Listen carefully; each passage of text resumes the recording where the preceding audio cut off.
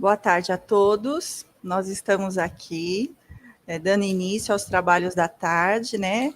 Um trabalho que foi organizado, foi pensado com bastante carinho para atender os nossos profissionais e os nossos convidados.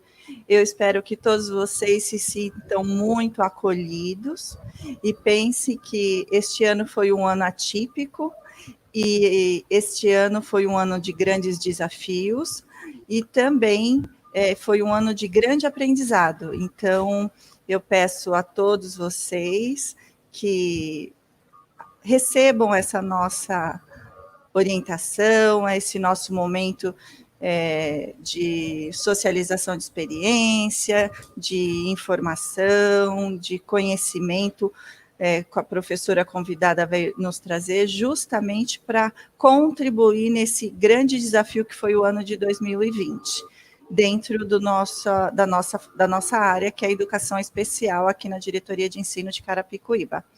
Então, é com grande carinho que eu recebo todos vocês e espero imensamente que vocês todos se sintam acolhidos por essa equipe que planejou, elaborou.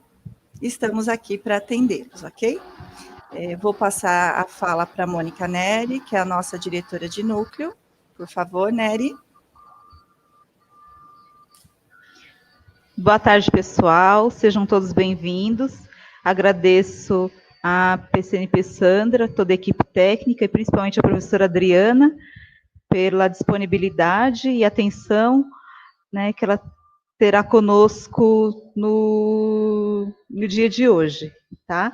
Espero que todos tenham uma boa formação, né, que vocês aproveitem bastante. Nós já estamos na reta final aí do nosso ano, né, e agradecer mais uma vez o empenho de toda a equipe do Núcleo Pedagógico e dizer que nós estamos aqui na diretoria em prol, né, de realizar uma boa parceria com vocês. Então, desejamos a todos uma boa tarde, sejam todos bem-vindos, boa formação, e mais uma vez, né, os nossos agradecimentos à professora Adriana pela gentileza e disponibilidade. Professora Adriana, com a senhora, muito obrigada. Então, eu gostaria de apresentar para vocês, falar um pouquinho da professora Adriana, que é a nossa convidada, a nossa palestrante da tarde, né? Que com muito carinho e disposição, ela aceitou o nosso convite a fazer essa parceria e trazer uma boa formação, uma boa orientação para os nossos professores, para os nossos coordenadores e os convidados. É uma ação simples, como eu digo, né? Mas a educação especial, ela não precisa de flores, ela precisa de boas intenções, né? E a nossa intenção aqui é trazer não só um pouquinho de conhecimento para todos, mas que vocês possam ouvir falar de educação especial.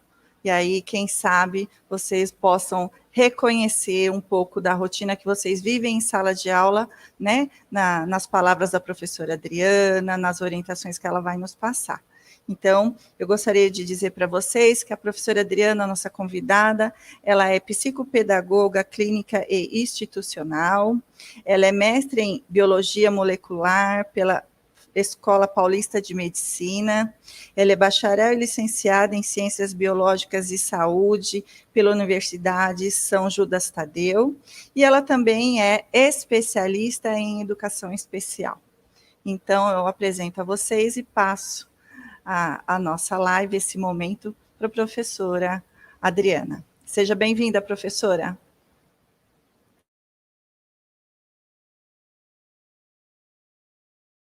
Boa tarde, Nery, agradeço a todos pelo convite, é uma honra poder compartilhar, né, um pouco dessa nossa luta, desse nosso convívio com as crianças especiais, não só crianças, mas com todo o público especial, e é muito bom poder ter essa troca de ideias com os professores que vão aparecer aqui. Na verdade, né, o professor, ele nunca para de estudar, né? Ele estuda, mas a gente estuda e vai continuar aprendendo sempre. Então, a gente está aqui só para trocar ideias, né? Para trocar experiências. Eu creio que essa tarde vai ser bem produtiva quanto a isso. Bom, o que dizer, né, da educação especial? Quando eu fui convidada para essa live, para essa apresentação, essa palestra, a professora Sandra deixou aberto, né, o conteúdo, comentou comigo, olha, professora, a gente tem uma certa necessidade nos pedidos, enfim, de TEA, né, de transtorno do espectro autista, mas você fique à vontade, né, de ver o que você se sente mais segura e mais à vontade de explanar. Então, vejam, quando nós falamos de educação especial, eu sou especialista em educação especial, porque eu diria que educação especial não só a criança com autismo, né, mas o público em geral é especial em algum momento, tá? Então, eu fiz um pouco de cada coisa, porque tem que ter uma pitadinha de cada tempero, né, para tudo funcionar. Muitas receitas entre aspas, porque não existe uma receita fixa, mas muitos ingredientes que a gente costuma usar numa receita servem tanto para uma quanto para outra, né? Então, eu acho bem interessante, eu resolvi amplificar esse tema um pouquinho para outras deficiências também, porque muitas coisas que a gente pode fazer por vai acabar beneficiando o outro, tá? Bom, aqui eu deixei o meu e-mail para contato, prof.pos, que seria pós, né, sem acento, .adriana@gmail.com. Podem ficar à vontade de me conectar quando tiver necessidade, quando tiver um trabalho, quando tiver um contato, né, necessário, compartilhar documentos, compartilhar arquivos, experiências, estamos aí prontos para atender a todos, tá bom? Então, vamos lá. Passar para o meu slide.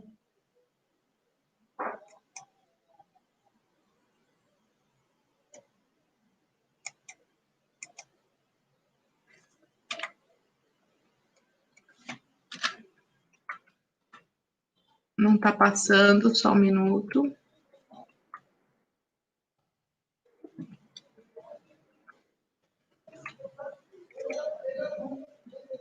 Eu acredito que eu vou precisar do apoio técnico. Eu estou clicando aqui, mas não está indo. Vamos de novo.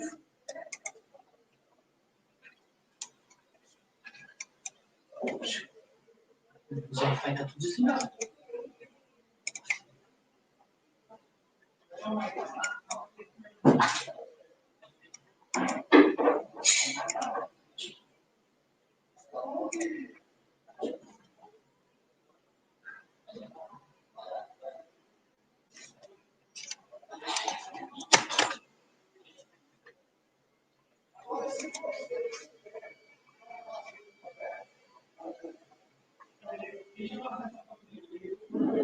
O apoio técnico consegue ver minha tela?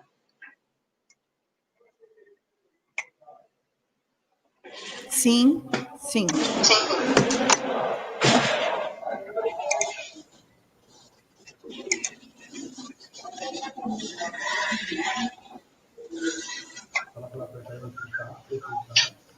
Pronto. Professora, agora aperte em ocultar. Acho que agora foi, não foi? Foi.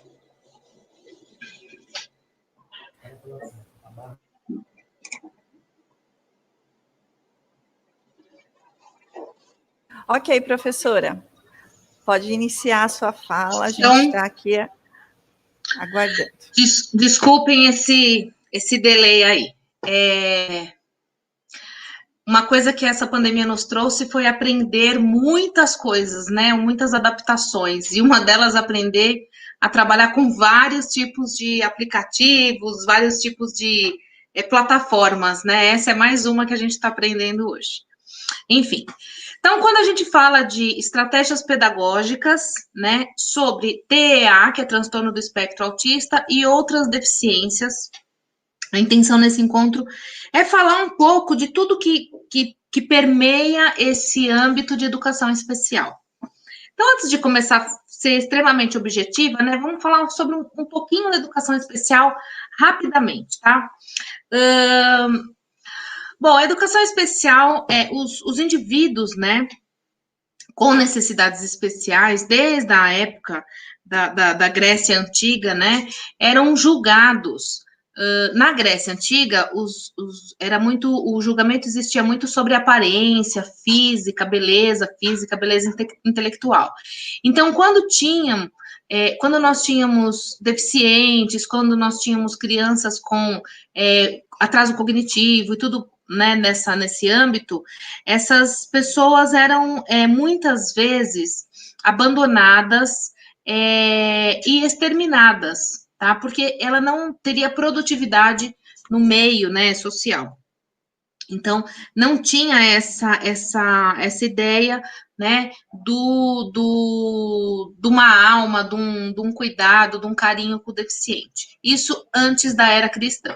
Após a era cristã, então veio a associação, né, de que nós temos um corpo e que dentro desse corpo existem sentimentos, assim, associados, visto que na Bíblia a gente tem aí diversos milagres, né, que aconteceram de doenças, de paralíticos, enfim. E aí, nesse momento da era cristã, já com um pouco, né, da interferência aí, andando bem mais à frente no tempo, indo diretamente para Roma, né, enfim, começaram a época da institucionalização. Nós tivemos o início da época da institucionalização, onde essas crianças, elas tinham muitas vezes um atendimento, né, mas era um atendimento que não se sabia fazer. Então, essas crianças eram deixadas em orfanatos, em casas, enfim. E aí surgiu a institucionalização. Essa institucionalização veio, né, em algum momento e começou-se a separar. No primeiro momento, todos ficavam juntos no mesmo lugar, né? Então, por exemplo, tinha tuberculoso, mandava lá para uma região que tinha muito oxigênio, né? Para poder ter uma respiração, enfim, um tratamento melhor. E aí, juntamente com essas pessoas, tinham lá os deficientes mentais, tinham os deficientes físicos, colocava tudo no mesmo pacote e mandava para aquele canto. Logo após veio a institucionalização, e aí, na França, né, teve o rei Luís XV, foi o primeiro a fazer, né, a criar um instituto de meninos cegos. Então, nós temos o Instituto de Surdos, Instituto Benjamin Constant, hoje muitos institutos conhecidos até hoje, de grande renome, como a ACD e alguns outros institutos que cuidam de cada deficiência na sua especificidade. Bom, então a luta pelos direitos humanos e a luta pelos direitos dos deficientes e pela inclusão, né? Eu nem diria inclusão é uma coisa muito moderna, eu diria a aceitação dos deficientes é uma luta muito antiga, tá? A gente tem aí principais datas, né, nessas conquistas, que é a Conferência Mundial de Argenteuil, na década de 90, onde começou bem a acontecer, né, eu diria, essa integração e nem ainda inclusão. E em 94, nós temos a Declaração de Salamanca, que foi um divisor de águas aí, né, numa conferência mundial, e foi em Salamanca, e aí nessa Declaração de Salamanca foi colocado aí vários direitos, né, várias, enfim, necessidades das pessoas ditas especiais, tá? E aí, em 2001, nós temos as diretrizes da educação especial básica, né? Nossa LDB de 1996 já fala sobre isso, mas em 2001 teve mais uma lapidadinha. É muito importante ressaltar que essa luta é muito antiga, né? E uma parte que eu gosto muito de falar é da parte de Maria Montessori. É exatamente uma professora, né? Um método montessoriano muito conhecido. Quando se fala em educação especial, difícil muitas vezes de desvincular essa educação diferenciada que Montessori fazia, mas eu gosto de ressaltar a conquista, né, dessa mulher que, por exemplo, em 1900, né, na década de 1930, na década de 1930, ela estava num congresso, né, uma médica, já naquela época, era muito conflitante, era muito difícil uma mulher, né, trabalhar, principalmente estar na medicina, estar à frente, né, da ciência, e naquela época, numa conferência mundial, num congresso médico, ela foi convidada e estava fazendo uma explanação da sua tese, né?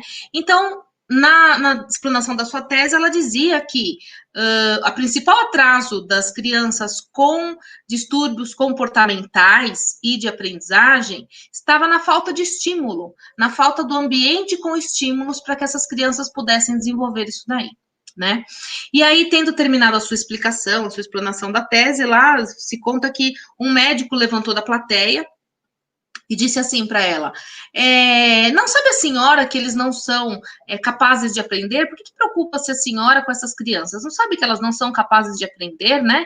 E aí Montessori respondeu, elas podem, são os senhores que não permitem, né? Porque a gente não tem, naquela época, muito menos, não tinha um ambiente com estímulos necessários para isso acontecer. Que tipo de necessidades especiais que nós temos, né? Que tipo de necessidades especiais e dificuldades de aprendizagem a gente conhece, né? Então, as crianças, eu diria, eu sempre costumo dizer para todos os meus alunos que todos somos especiais, não é? Quem um dia não tem um dia que precisa se sentir especial, um dia que você está um pouco gripado, um dia que você está triste, um dia que não teve um dia anterior muito bem, né? Então, assim, todo mundo é especial, todo mundo tem o dia que precisa de um carinho, precisa de uma atenção diferenciada, enfim. Então, é muito difícil taxar e tabular as pessoas especiais, né? Assim sendo, a gente praticando a empatia e colocando-se no lugar do outro, é muito mais fácil entender o que seria um especial, né? O especial é aquele que precisa de uma necessidade um pouco diferenciada naquele dia, seja ela qual for. Então, como que nós conhecemos as crianças e as pessoas com necessidades especiais, né? No âmbito de alunos, falando em criança, nós temos aí crianças com deficiência física, crianças com deficiência motora,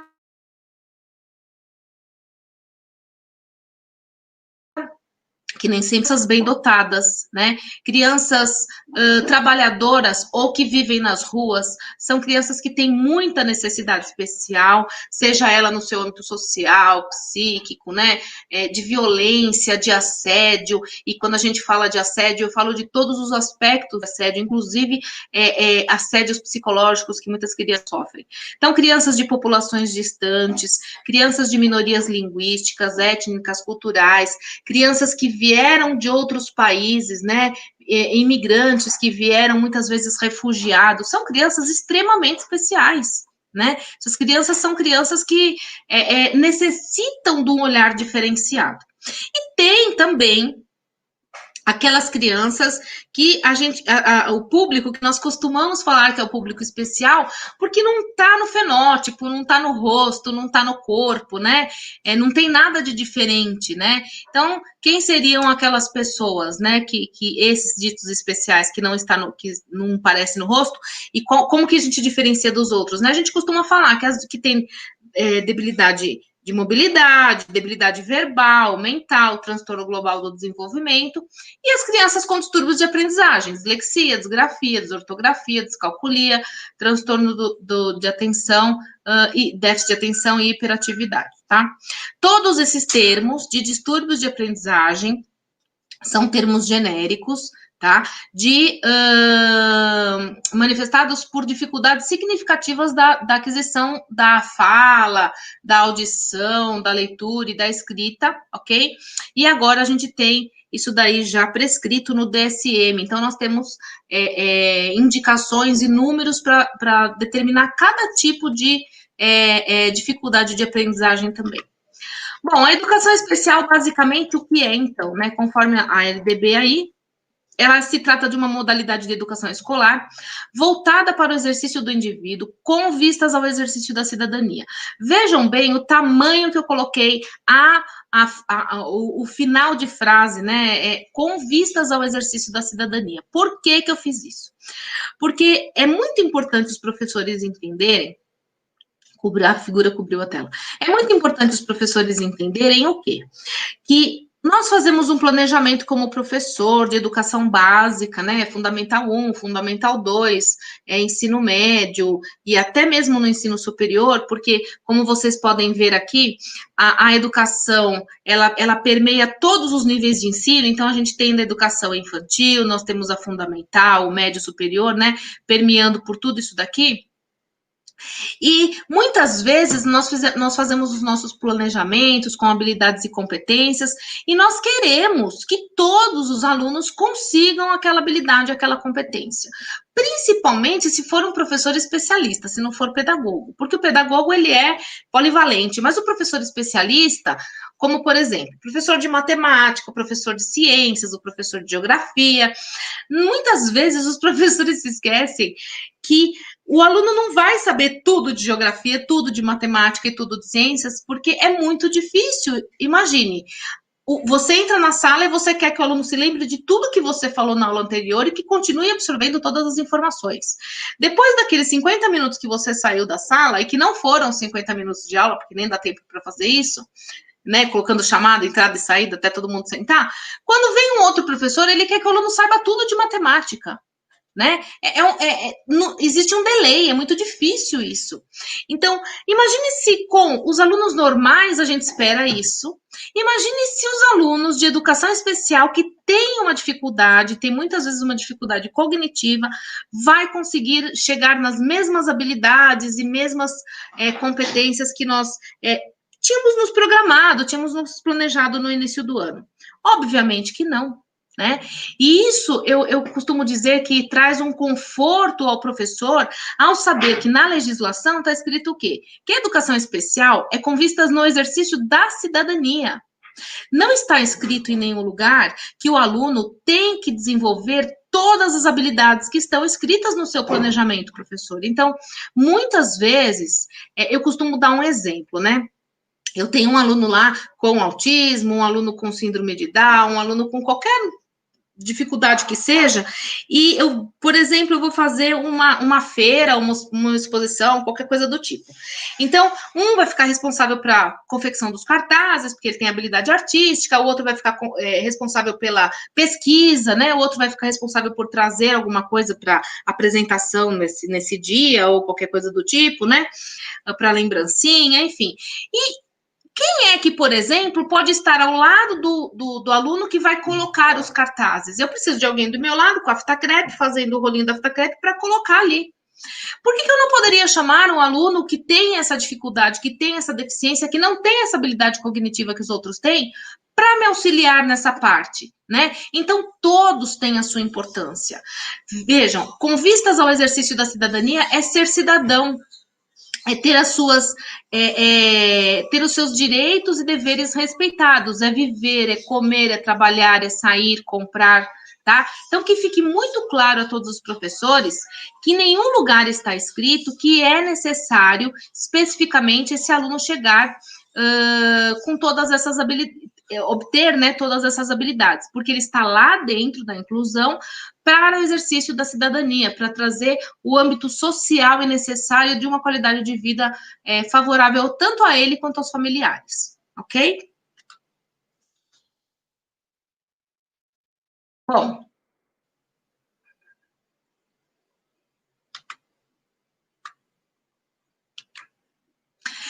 eu coloquei aqui um sistema de cascata, né? Esse sistema de cascata é um sistema educacional que nós costumamos, que nós conhecíamos antigamente, agora está modificando um pouquinho. Então, o sistema de cascata, o que significa? Né? Nós temos o número de alunos, né? E aqui eu tenho o grau do lado direito dessa pirâmide invertida, eu tenho o grau de deficiência dessa criança. Se esse grau de deficiência é moderado, e eu tenho um ambiente de aprendizagem grande, né? Essa criança ela pode estar na sala de aula comum. Então, como ela tem um grau de deficiência moderado, eu posso colocá-la num ambiente menos restritivo, numa sala de aula comum. Se eu tenho um grau de deficiência um pouquinho mais acentuado, eu tenho que ter o famoso professor auxiliar, né? Professor itinerante, o professor que vai auxiliar esses alunos, né? A assistente. E eu tenho uma sala mais restritiva, ou seja, não com um número tão grande de alunos. Se eu tenho uma deficiência um pouquinho mais severa, eu tenho a sala de recursos. Então, esses alunos eles ficam muitas vezes na sala de aula comum, que acontece muito, né, na AE, eles ficam na sala de aula comum, e em algum momento ele tem um reforço, ele vai para a sala de recursos, né, no contraturno. Isso também pode acontecer não somente no contraturno, mas na educação, no momento de educação normal, tá? Tradicional. E aí, se eu tenho um grau de deficiência mais severo, isso vai se afunilando, tá? Como que isso se afunila? Então, aí nós tínhamos as classes especiais, as escolas especiais, e se o grau da deficiência ele é muito severo, até a ponto, muitas vezes, da criança ser violenta, né? Uma criança ser enfim, não ter o conectivo, a conexão, o cognitivo para entender o risco, né, que ela está sofrendo ou correndo, aí a gente tem que ter uma instituição residencial, tá? Bom, no Brasil nós tínhamos duas vertentes. Então, primeiramente, a vertente era. Nós temos duas vertentes. Primeiramente, a vertente médico-pedagógica, né? Então, a vertente médico-pedagógica qual é? O meu filho tem dislexia, o meu filho tem autismo, o meu filho tem TDAH, o meu filho tem, né? Aí a mãe vai, ou então a professora muitas vezes fala para a mãe, né? Ela joga, desculpem o termo que eu vou usar, mas ela joga a bucha nas costas da mãe e fala assim, e é muito difícil, inclusive, fazer isso, porque muitas mães não aceitam. Para nós, mães, os nossos filhos são os melhores, são os mais inteligentes. Sempre é o que andou primeiro, é o que fez tudo primeiro. Nosso filho é sempre o mais, né, o que se destaque para todas as mães. Então, é muito difícil para uma professora também falar isso para a mãe.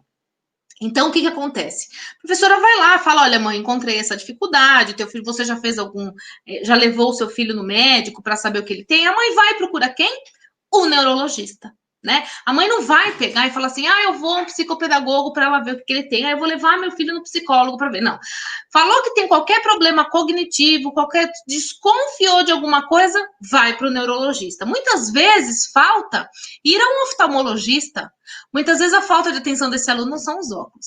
Então, essa mãe vai, marca neurologista, vamos supor que esse neurologista consegue reparar algum déficit de atenção, alguma coisa do tipo, esse neurologista vai.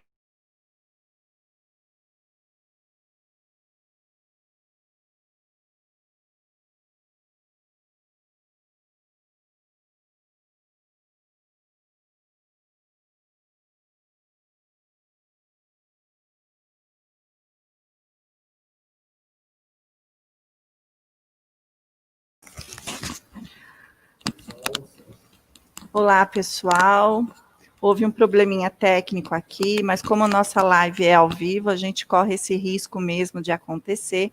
Por mais que tenhamos nos preparado e alinhado os equipamentos, isso é passível de acontecer. Então, eu peço a colaboração de todos e um pouquinho de paciência, que a gente já está solucionando o problema. Só um minutinho, por favor.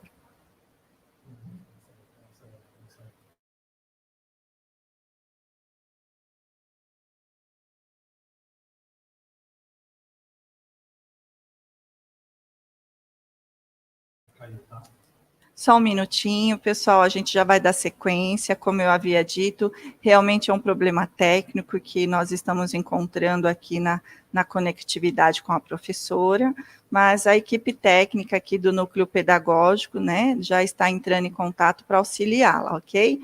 Eu peço a todos um momentinho de colaboração e paciência. Já já a gente dá sequência.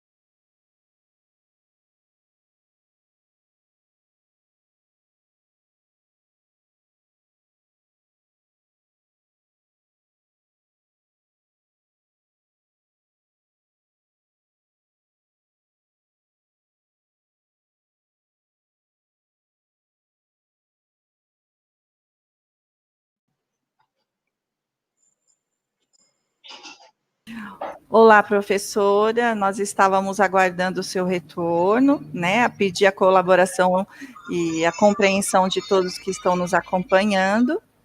Eu espero que agora a gente consiga dar sequência, ok? Sim, só um minutinho. Pedir a colaboração e a compreensão de todos que estão nos acompanhando. Eu espero que agora a gente consiga dar sequência, ok?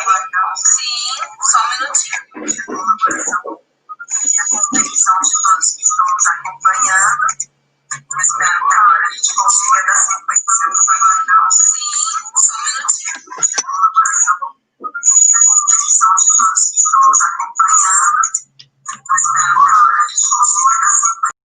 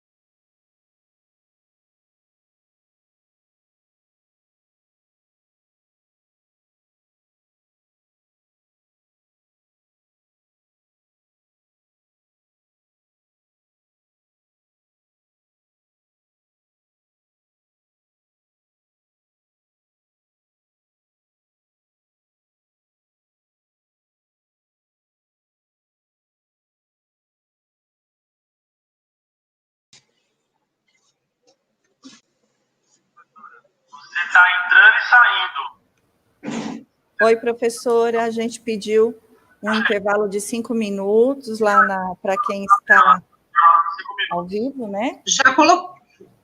E agora eu já entrei. Eu até agora fiz outra conexão aqui.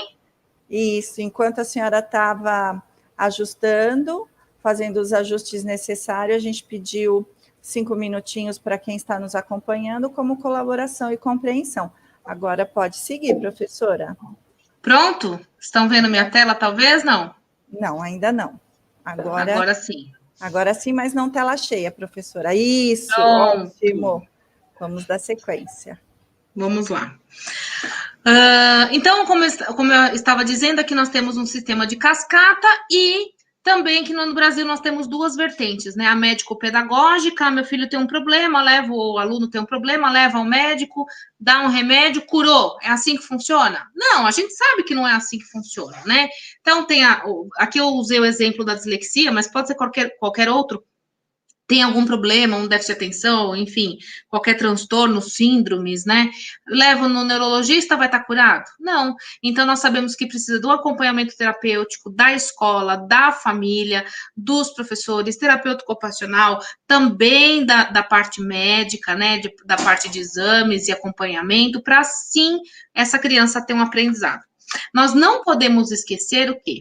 Nós não podemos esquecer que o aprendizado só acontece, só ocorre quando o sujeito interage com o objeto, né? Então, para um aprendizado ser significativo, para um aprendizado ocorrer, eu tenho que ter o sujeito, o objeto e a interação desse sujeito no objeto com a mudança de uma conduta. Se eu não mudar a minha conduta, eu não aprendi. Uma criança que joga uma bola e leva os parabéns dos pais, papapá. Então, essa criança pega um objeto lá, talvez que quebre, né, um copo, um prato, qualquer coisa assim, e joga esse objeto. Se ela não percebe que esse objeto quebrou e ela não aprendeu que aquilo não pode, ela vai continuar.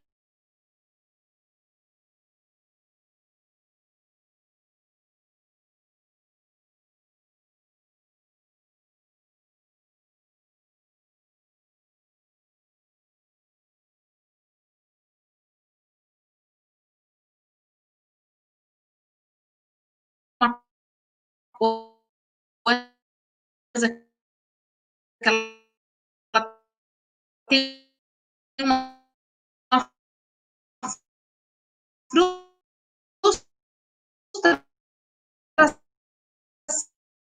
frustração, uma negativa.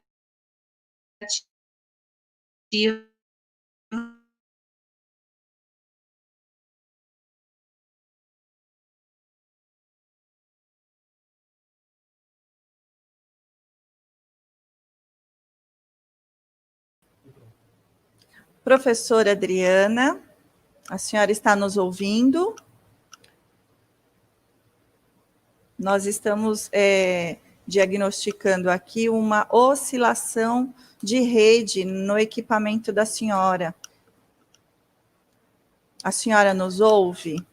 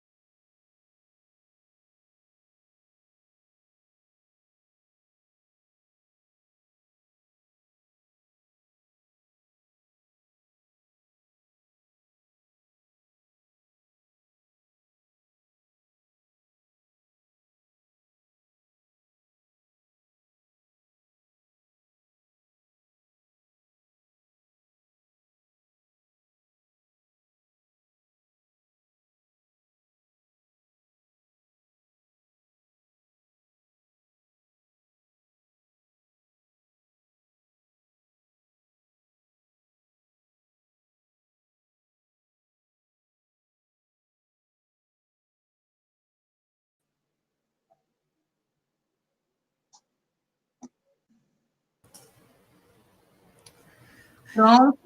Então, nós estamos aqui, professora, a senhora nos ouve?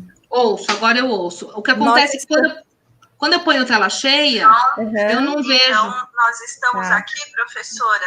Nós estamos observando que está tendo bastante oscilação aí na sua rede. Não, aqui está normal.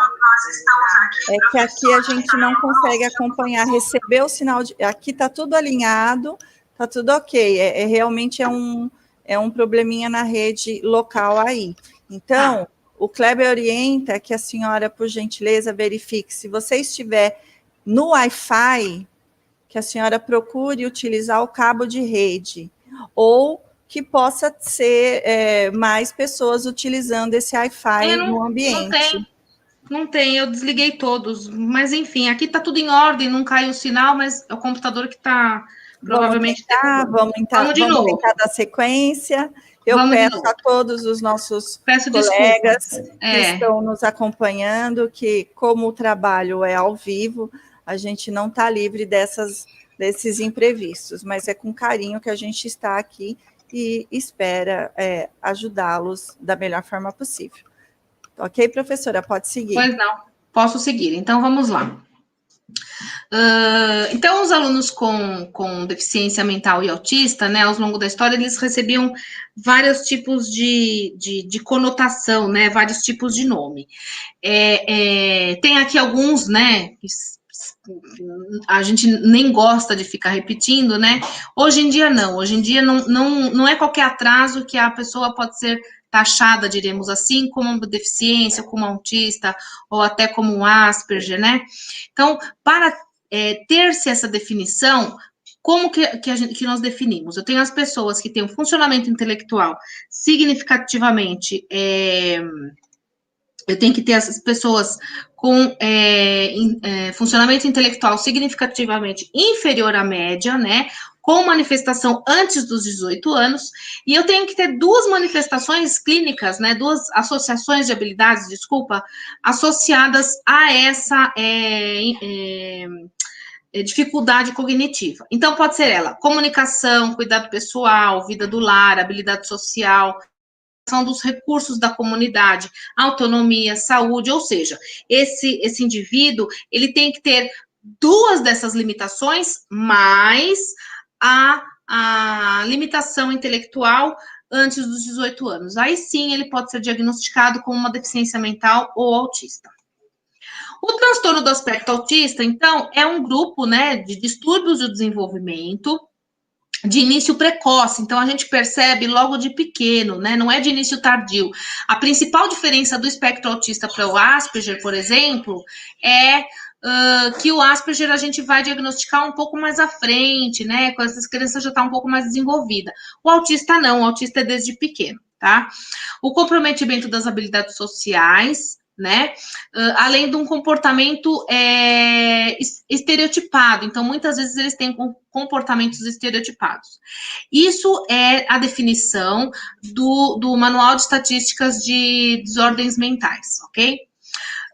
Embora a gente tenha aí toda essa definição, nós sabemos, né, que hoje em dia não se mede mais a inteligência através do QI, através do coeficiente de inteligência. Hoje em dia, nós temos vários outros testes que vão diagnosticar a capacidade intelectual, e não só coeficiente de inteligência, tá? Então, o autismo, ele nunca é uma perturbação comportamental. O autismo, ele é uma perturbação relacional interativa, em relação à interação, né, um desafio neurológico que eles têm e de conectar tudo à sua volta e ao seu mundo interior, tá? A maioria dos chamados desafios comportamentais tem uma origem num déficit desse tipo de relação, tá? Por isso que é muito difícil nós conseguirmos socializar essas crianças. O transtorno do espectro autista, muitas vezes ele é difícil de diagnóstico, por quê? Existem muitas crianças que têm o transtorno de espectro autista juntamente com outras comorbidades, tá? Esses indivíduos, em grande maioria, né, 70% das crianças que têm transtorno do espectro autista, elas também têm outras comorbidades. E muitas vezes esse diagnóstico, ele fica de lado. Por exemplo, uma criança pode ter síndrome de Down e ter o transtorno do espectro autista. Obviamente, quando a gente fala que essa criança tem síndrome de Down, já para por ali, né? Nós não falamos mais do transtorno do espectro autista. Mas, muitas vezes, 70%, né, a incidência de 70% dessas crianças terem outros transtornos juntos, tá? 70% com transtorno mental, 40% com outras síndromes e deficiências. Muito comum.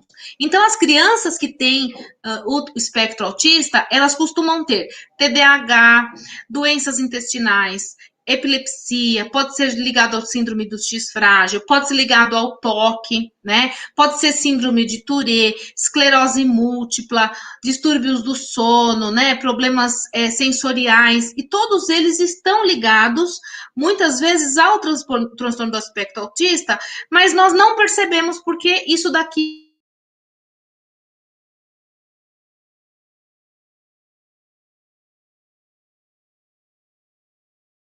e acaba aflorando 1% da população.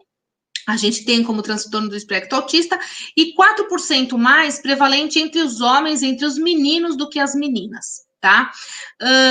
Nesses últimos 15 anos aí que eu coloquei na tela, nós estamos conseguindo diagnosticar muito mais crianças com transtorno do espectro autista. Por quê? Eu diria que porque nós temos mais estudos, porque nós conseguimos fazer melhor esse diagnóstico, né? E porque nós conseguimos separar, muitas vezes, esse segundo diagnóstico juntamente, tá?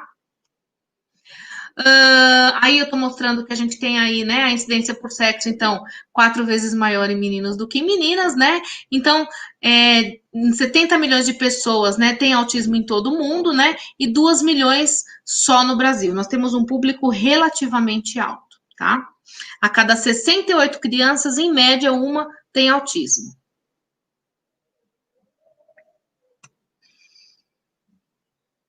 Bom, acredita-se que os fatores ambientais, infecções medicamentosas podem interferir, né? Por que nasceu autista, por que é autista, mas também ele pode ser hereditário. Então, 50% a 90% dos casos também pode ser hereditário, e aí a gente tem a importância genética da doença e do tratamento, e do aconselhamento genético para esses pais que podem ter já um filho com transtorno do espectro autista. E qual é o seu papel do professor, né? Porque eles vão cair no nosso colo, não tem jeito, né? Então, desenvolver o quê? As competências para a vida diária. O papel do professor é explorar os sentidos, as potencialidades, as habilidades desse aluno, desse estudante, né? Avaliar o estudante no cotidiano das suas especificidades. Então, o que ele gosta, o que eu posso trazê-lo para perto de mim, né? Procurar saber qual é o mundo dele para eu conseguir falar aquele linguajar com esse aluno, né? Então, assim, eu preciso registrar quem é o meu público, o meu aluno, né? O meu indivíduo que eu tenho que trabalhar e ver como eu vou conseguir me aproximar dele. Obviamente, envolver os pais para esse trabalho mútuo também, tá? Bom, aqui a gente fala um pouco das habilidades de educação inclusiva e para todos os alunos, não só para TA, tá? Então, eu tenho que adaptar, então, horário do almoço, higiene pessoal, econômica, preparar um alimento, tomar um ônibus, conseguir vestir-se, conseguir pentear-se, conseguir escovar uns dentes, né? Muitas pessoas não sabem quão libertador é para uma família que aquela criança apenas, ou que aquele jovem apenas consiga amarrar os próprios sapatos, né? Então, a habilidade de educação inclusiva, o que é? É adaptar esse indivíduo às habilidades da vida diária, e isso ele vai acabar aprendendo dentro da socialização no colégio, né? Então, aí que entra aquela frase bem grandona que eu coloquei no começo da apresentação, que é com vistas ao exercício da cidadania. É fazer ele chegar nesse patamar para conseguir estar junto com a sociedade, tá? Então, o maior erro é admitir que o currículo não admitir que o currículo não é funcional para todos, tá? O currículo não vai ser funcional para todos os alunos. E esse é nosso maior erro. Ninguém é um super-herói. Nós temos que adaptá-lo para trazer esse aluno para dentro do nosso mundo. Qual o seu papel, então? Conhecer as potencialidades, pensar e organizar apoios necessários para isso, né? E cada um de nós tem um papel determinante. A conduta do professor é um papel determinante para esse sucesso, né? Um professor que deixa aquele aluno de longe, que não se preocupa com uma atividade. Eu costumo dizer assim, ó, eu tenho experiências próprias, assim como vocês têm várias experiências próprias aí de alunos autistas, de alunos com várias deficiências e particularidades. Eu costumo comparar assim, nós temos lá uma aula de 50 minutos, então, em média de matéria, a gente consegue dar o quê? 30, 20 minutos, porque tem chamada, aluno que senta, outro que chama, enfim. Se você gastar, na hora que você estiver dando um exercício para esses alunos, né? Todo mundo está lá fazendo seus exercícios, suas atividades e tal. Se você gastar 5 minutos, 3, 4, 5, 6, 7 minutos no máximo com esse aluno que é especial, se você conseguir ir ao lado dele, conseguir dar uma pequena atenção para esse aluno, é muito mais produtivo do que, por exemplo, você dar os 50 minutos de aula para a sala inteira. Porque ele é tão sedento daquela atenção, ele é tão sedento de entender que ele tem essas habilidades, que quando o professor chega ao lado dele, ele absorve como uma esponja tudo que esse professor diz. E muitas vezes é muito mais produtivo que esse aluno que você está perdendo 5 minutos, que é especial, está aprendendo, do que uma sala inteira em 50 minutos não consegue aprender. Tá? Então, a condução de uma escola inclusiva requer uma crença pessoal. Você tem que acreditar que todas as crianças são capazes de aprender e que você vai fazer diferença nesse processo. Adequações, obviamente, né, no tempo previsto da avaliação. Então, se uma criança normal, se um aluno normal, ele tem lá seus 30 minutos, 40 minutos para fazer a avaliação, obviamente, o aluno de educação especial, ele tem que ter uma temporalidade maior, né? Eu tenho que mudar essa temporalidade. Muitas vezes tem alunos que a gente deixa ele fazer essa avaliação em outro momento, ou começar numa aula e terminar em outra, ou por que fazer aquele tipo de avaliação, né? Como que eu posso avaliar esse aluno? Nós não podemos esquecer que a nossa avaliação ela é contínua. Aonde está escrito que o professor tem que dar prova para o aluno? Onde está escrito que o professor tem que fazer aquela prova daquela forma? E nós temos N formas de avaliar os alunos, né? Olha que coisa interessante. Muitas vezes os alunos estão lá na sala de aula fazendo todas as atividades de matemática, estão desenvolvendo, um vai lá e ensina o outro, o amiguinho senta do lado. Professora, podemos fazer junto as cadeirinhas, né? Eles fazem isso muito, né? E as famosas duplas, né? Duplas de 3, muitas vezes, enfim. E aí, quando você tem um aluno, quando você tem uma sala que está extremamente participativa, no dia da prova, essa sala, breca, né? No dia da prova, essa sala fica com medo. Por quê? Porque essa palavra prova já vem com um tabu juntamente, né? Então, o que nós podemos fazer? Eu não posso pegar esses dias que eles estão trabalhando, que eles estão produzindo e avaliá-los nesses dias e fazer o meu relatório avaliativo, que eu tenho lá uma produtividade, que eu estou conseguindo atingir as minhas habilidades e competências, né? Como podemos fazer isso? O professor tem que ter tudo muito bem relatado, ele tem o apoio, né, do atendimento especializado, ele tem o apoio da diretoria, enfim, ele tem todo esse apoio, né? E facilita muito mais o trabalho de todo mundo, fica muito mais leve, eu diria, tá? Adotar sistemas de comunicação alternativos, né? Propiciar muitas vezes um mobiliário específico, o uso comum em sala de aula. É muito importante todos lembrarem o quê? Tudo que é muito comum, tudo que você utiliza para um aluno com deficiência intelectual, autismo, seja ela qual for, você vai beneficiar todos os outros alunos. Quem aqui nunca foi beneficiado quando um colega nosso, podia ser até da faculdade, o professor explicava, a gente não tinha entendido nada. Aí alguma boa alma falava assim, professor, você pode repetir? Não entendi nada. Mais de 50% da sala falava, ufa, ainda bem que ele perguntou, porque eu também não tinha entendido e não queria falar, né?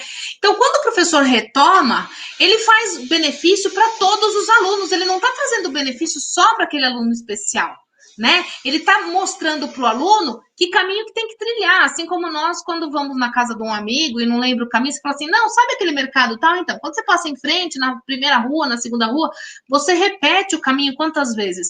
Mas a pessoa sabia chegar lá, né? Muitas vezes, ela não lembra como inicia aquele caminho. Então, quando nós repetimos e enfatizamos para um aluno especial, para um autista, você também está auxiliando o resto da sua sala. Bom, essas pessoas costumam apresentar dificuldades com o quê, né? Elas costumam apresentar dificuldades para resolver problemas, com as abstratas, né? Metáforas e algumas vezes noção de valor monetário, né? O aluno com transtorno de espectro autista, ele não entende piada, para ele tudo muito concreto, né? Para ele tudo muito real, né? Ele tem a palavra no seu sentido literal. Então, por exemplo, quando você fala assim para uma criança autista, não, ele vai abrir um pote e você vê que ele pode se machucar. E você fala assim, não abre esse pote que você não consegue. Não pode falar isso para uma criança autista, porque ele vai entender que o resto da vida ele não vai conseguir, né? Não que naquele momento ele não está capacitado. Então, qual o seu papel nesse momento? 1 minuto, eu vou te ajudar para você aprender, tá? Então, aqui, as pessoas com dificuldades intelectuais, né, elas estabelecem aí algumas dificuldades, já no TA é inverso. Ele resolve bem problemas de lógica, não compreende ideias abstratas, né? Não gosta de piadas e surpresas. Então, quando você vai fazer uma coisa nova, eu tinha um aluno o ano passado comigo, já no ensino médio, no segundo ano do ensino médio, e que ele tinha transtorno do espectro autista, e quando eu precisava fazer uma dinâmica, uma surpresa na sala, eu chamava lá fora, e eu falava assim, olha, eu quero propor um dia diferenciado, você pode me ajudar? Eu quero fazer isso, você pode colaborar com a professora? Então, para ele não era uma novidade, mas era uma programação. Então, quando chegava lá dentro da sala e eu fazia aquela surpresa, eu falava, olha, a nota que vocês tiraram é tal, vou dar tanto para a sala inteira, aquela festa que acontecia, ele participava dessa alegria, desse momento, sem ter uma surpresa, porque eles não gostam de ter surpresa, né? Tudo muito previsível, tudo muito planejado, tudo muito lógico na cabeça deles, tá? Então, a gente sempre tem que trazer ele para essa realidade de como? Coloque ele no planejamento, porque aí ele não vai ter surpresas, tá? Opa, tem um erro de português aqui, me perdoem. Devemos mostrar filtros e limites para esses alunos, né? Então, quais são os filtros e limites? Os filtros e limites são, olha, você não pode entrar nessa sala, essa sala é da diretora, ela pode estar trabalhando. Quando você precisar entrar nessa sala, você bate na porta, espera a pessoa te chamar, né? Então, a gente tem que mostrar os limites e filtros. Por quê? Porque o aluno com espectro autista, ele não tem esse filtro. Ele invade mesmo porque para ele é natural, não é essa sala que tem que entrar, não é aqui que eu vou trabalhar, eu vou entrar e vou ver o que tem, eu quero saber o que tem aqui dentro. Mas você não pode fazer isso porque você tem que respeitar o limite da outra pessoa. Eles têm dificuldade de comunicação, né? Então, o que a gente pode fazer com esses alunos? Desenvolver oralidade usando músicas, brincadeiras, estimular contando histórias, encorajar ele em falar em voz alta, né? Oferecendo estímulos visuais. Muitas vezes, pegar um bilhete e falar assim, olha, vai lá e fala para a tia da cantina que eu quero uma Coca-Cola para a hora do intervalo, tá? Fazer com que ele se comunique com a comunidade. Dificuldade de interpretar conteúdos abstratos, como eu já falei, né? E aí a gente tem que ter alguns cartazes, algumas ideias novas, com desenhos, para com que ele consiga fazer esse conceito abstrato, tá? E trazer sempre isso pro concreto, pro visual. Muitas vezes, se for possível, construir, inclusive, né, numericamente. Então, como a gente faz a alfabetização matemática, né? Então, primeiro eu tenho que ver lá 3 bolinhas, e depois que ele entende 1, 2, 3, contou, depois eu vou mostrar o numeral, né? Um aluno autista, por exemplo, eu não posso fazer um cartaz com cada número de uma cor, com cada número de uma textura. Eu tenho que fazer todos com o mesmo tipo de letra, com o mesmo tipo de bastão, com a mesma cor, para ele saber diferenciar uma simbologia da outra, senão é muita informação para ele não entende, tá bom? Dificuldade de memória, né, recente nas habilidades do processamento auditivo, então a gente tem que fornecer uma instrução verbal de cada vez e repetir essa instrução. Ao mesmo tempo, uma dica que eu dou para os professores é não apenas nós repetirmos a instrução ao aluno, mas pedir com que ele repita o que ele deve fazer. Tá? E aí a gente vai ter certeza que ele compreendeu o objetivo, que ele compreendeu o que ele tem que fazer. Então, olha, hoje nós vamos fazer isso. O que nós vamos fazer então? A partir do momento que ele verbaliza, ele mostra se realmente ele entendeu, tá? E, obviamente, dá o tempo para ele entender, né? Para processar essa informação e aceitá-la ou não, porque muitas vezes nós seremos questionados, mas por que tem que ser assim? E você tem que saber justificar. Na estrutura, né, de rotinas e regras, então, explicar sobre grades de horários, que aqueles momentos ele não pode sair da sala de aula, né? Fazer uma grade visual, então, olha, esse horário já foi, então que vai riscando, um diário, se for o caso, que hoje tem que fazer lição de casa, amanhã nós temos a educação física, né? Mostrar a progressão de aula, que está no começo, no início e no fim dessa aula, né? Preparar o aluno com antecedência para tudo isso, informar aos pais, pedir que os pais também façam isso, esse acompanhamento, esse tipo de regras dentro de casa, porque não adianta nada a gente fazer tudo dentro da sala de aula, chega em casa não tem regra nenhuma, então o professor ele é visto como um general, isso acontece com todos, né? Em casa todo mundo usa o celular indiscriminadamente, chega dentro da sala de aula, o professor fala, desliga esse celular. Então quem é a pessoa mais ruim do planeta? É o professor que está mandando desligar o celular, né? Então mostre para o aluno o porquê daquilo, mas principalmente mostre para ele que ele é importante para ter para ter o sucesso de toda a aula. Muitas vezes eu utilizava os alunos para colaboração, e eles sabendo que a importância é mais importante para ele saber que ele tem um grau de importância quando o professor faz ele participativo, né? Faz ele do processo colaborativo dessa aprendizagem, tá? E aí, não se esqueça, quando o aluno estiver trabalhando lá, né, quando você estiver trabalhando com o aluno, pergunta para ele, né, o comportamento, essa tarefa é muito fácil ou muito difícil para você? Você acha que ela foi muito cansativa? Foi rápido? Foi longo? É assim que você gostou, né? Então, questionar sempre para a gente ter um termômetro para saber como que eu vou conseguir continuar agindo com esse aluno. Eu tenho aqui 20 orientações para os primeiros dias de um aluno com autismo na escola. Então, assim, quando você, professor, tem lá o seu aluno, né, no ano que vem vai ter lá a sua nova classe, enfim. Isso aqui eu tirei do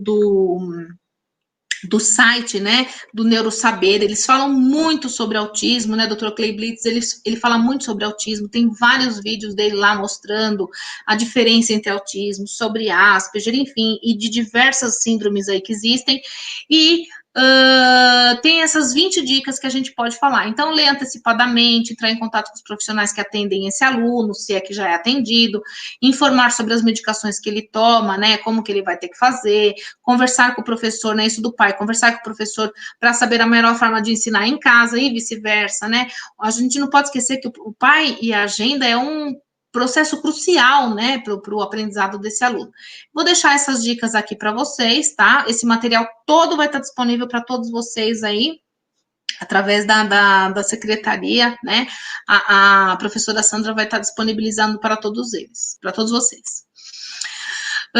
Usar o tempo reduzido de atenção dele, né? Como eu disse, já usar comandos menores, ser objetivo, claro e coerente, tá? Estimular a cooperação, incentivar a participação da família. No caso do aluno com autismo não verbal, né, fazer com que ele se torne funcional. Muitas vezes a criança, isso acontece muito, a criança é um autista não verbal, e aí uma pessoa pergunta para ela assim, como é seu nome, né, e aí a mãe já vai, se antecipa e fala o nome daquela criança. Não é para fazer isso, né, a gente tem que deixar, não pode se esquecer que a criança com autismo, ela tem muitas vezes que processar aquela informação para entender o que você está falando, e ela tem uma dificuldade de iniciar a verbalização. Então, o que acontece? Como é seu nome? Ela fica olhando, fica pensando, não é que ela não sabe o nome dela, ela fica perguntando assim para ela, por que ele quer saber o meu nome?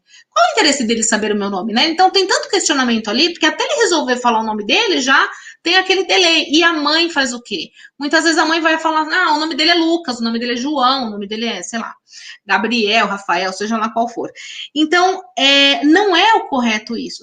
Tem que deixar essa criança falar, e a mãe e o professor incentivar. Então, assim, vamos lá, como é seu nome? A tia quer saber seu nome, fala qual é o seu nome para ela, mas não você responder no lugar dele. Tá?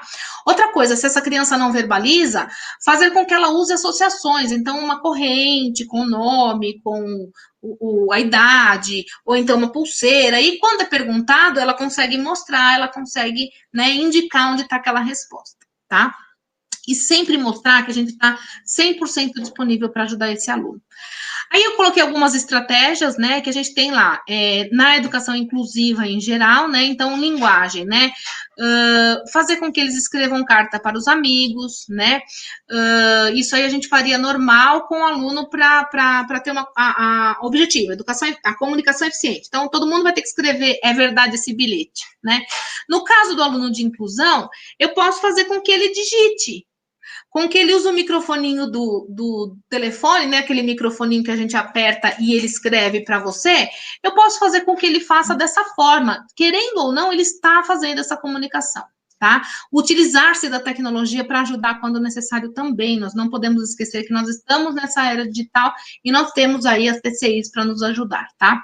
Exemplo 2, né, avaliação dissertativa, né? Então, a criança vai lá, vai ter que falar tudo, e na inclusão, uma avaliação oral no tempo do aluno, por que você tem que fazer naquele momento? Pergunta em outros momentos, você entendeu aqui? O que você achou disso? O que você conseguiu compreender? E esse momento você usar como avaliação, coloca lá no seu relatório, que no dia tal, esse aluno conseguiu responder as habilidades assim, ok? Não tem data marcada. Alunos de disgrafia, né, fazer digitado, fazer e-mail, fazer gravado, enfim. Mapa mental, gente. Eu me beneficiava muito com o feitio de mapa mental, tá? Vocês estão conseguindo me ouvir bem?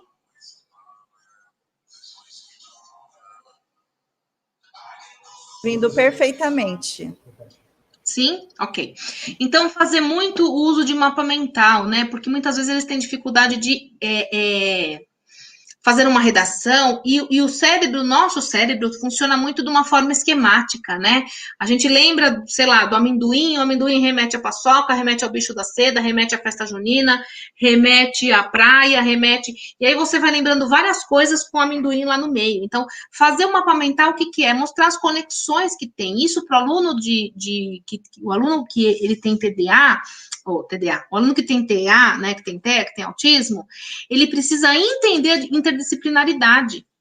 Se ele não tiver aquilo no âmbito dele, no social dele, ele não entende por que ele está fazendo aquilo. Então, para ele não tem lógica, não tem. Por que eu vou fazer isso? Aonde eu vou usar isso no meu dia? Tem que ser muito claro para ele, tá? E aí a gente pode acabar utilizando esse mapa mental, mostrando em que momento ele usaria essa informação, tá bom? No caso de matemática, aí para agradar um pouquinho, né, a professora Sandra, no caso de matemática, física, química, né, para alunos cegos, nós temos lá, o professor vai lá, passa os exercícios na lousa, fala tudo que ele tem que falar, e usa a fórmula, papapá. Aí eu tenho um aluno cego que não enxerga a lousa, que não está entendendo como que foi feita aquela equação, como que chegou naquele resultado. Muitas vezes, ele é um aluno de inclusão, ele tem a capacidade, mas não está conseguindo abstrair. O que eu posso falar para esse aluno? Olha, para você, o que eu vou pedir? Eu vou pedir um trabalho diferenciado, né? Então, por exemplo, em vez de falar da teoria relativa, eu quero que você me fale quem foi o Einstein. Ele casou, ele não casou? Quais foram os conflitos que ele teve nessa época para poder falar da teoria dele, né? Quem foi Darwin e o que ele estudou, e, enfim, ele podia falar tudo o que ele estudava, né, em Roma, por exemplo, né, que falava que existia o criacionismo, Deus fez o céu, a terra e tudo que nela existe. Como é que Darwin, de repente, fala que nós somos seres que viemos de evolução, né, a teoria evolucionista? Então, assim, falar para esse aluno fazer um outro tipo de pesquisa que vai enriquecer a sala inteira e que ele tem capacidade de fazer isso, ok? Bom, adaptações, né, em situação de testes e provas, eu tenho aqui uma indicação bibliográfica para vocês, né, da Deborah Smith, né, que é um livrinho de educação, de introdução à educação especial. Então, ele vai mostrar algumas formas aí que a gente pode conseguir fazer essas adaptações aí de provas e testes, né, e como que eu posso realizá-las, ok? Para avaliação. Adaptações também da Susan Stenbeck, do William Stenbeck, é muito conhecido esse livro, tá? É um guia praticamente, né? Então, eu tenho algumas páginas aí que ele usa dicas, né? De aplicar testes orais, demonstração prática, usar teste gravado, fazer através de figuras e assim por diante, ok? Como eu já disse, não esquecer, né? Os pais são extremamente importantes nesse processo. Né? A gente tem que ter uma boa relação com os pais para você ter um apoio dentro e fora da sala de aula, tá? Então, uma agenda é fundamental. Eu coloquei aqui um bilhetinho, né? Olá, mamãe e papai, quero dividir com vocês a felicidade que João teve hoje. Leu várias palavras sem necessitar de ajuda. Estou muito feliz, pois sei que em casa ele também tem muito estímulo. Parabéns a nós, como equipe, né, professora Maria? Então, assim, é muito importante o reconhecimento a todos eles, aos pais, ao filho, enfim, e mostrar, né, que tem um valor inestimável isso daí, tá? Eu tenho aqui para vocês uma sugestão, gente, da professora Simone Drummond, Simone Ellen Drummond, deixei o site aqui, né? Essa sugestão é para que vocês possam ter um acesso a um material extremamente pronto e didático de como trabalhar com autismo. Então, vários métodos e programas para trabalharmos com autista na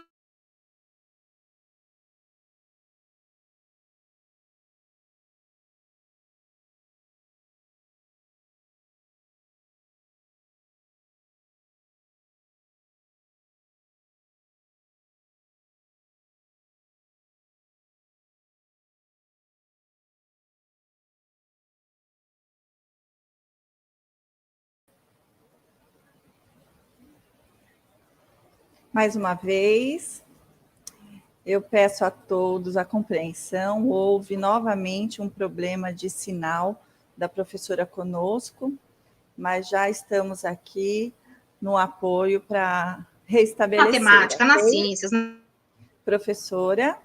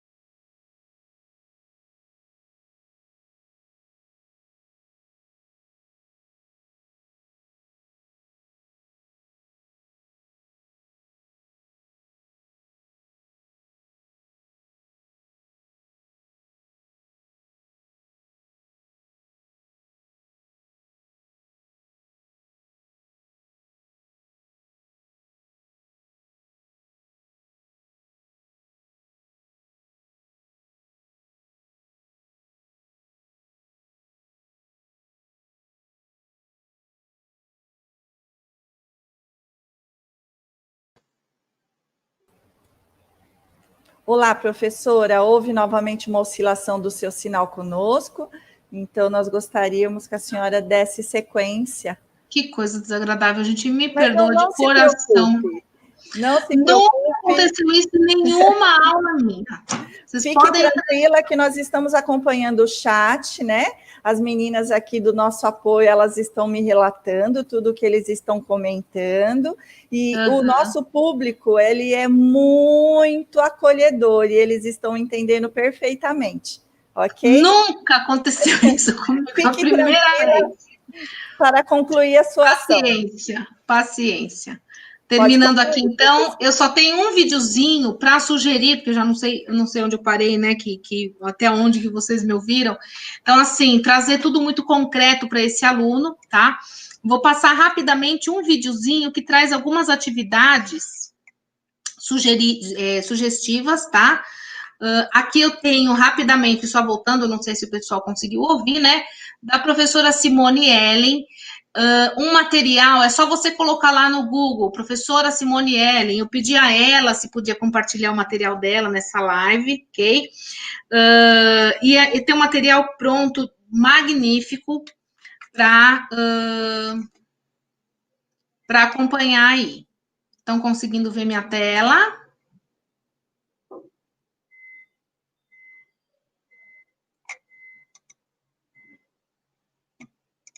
Estão conseguindo ver minha tela? Sandra, por favor.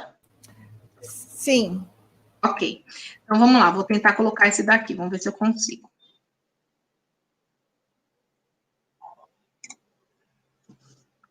Vamos ver se compartilhamos o som. No momento em que todo mundo está precisando de um pouco de encanto, o Bradesco abre o mundo do Disney Plus. Olá, tudo bom com vocês? Eu sou a Nana Gouveia, sou coordenadora pedagógica e neuropsicopedagoga e hoje eu trouxe dicas de atividades para trabalhar com crianças autistas, que são atividades de pareamento e percepção e assimilação visual. São atividades que podem parecer simples, mas que no cognitivo da criança estimula e muito.